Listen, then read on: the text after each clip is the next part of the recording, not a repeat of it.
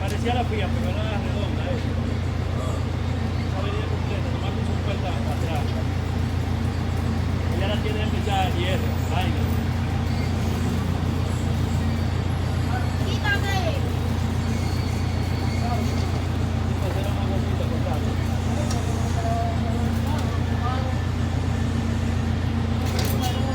Esa lo único que había que hacer era ponerle, tenía hasta la goma de atrás. Va a poner el jalón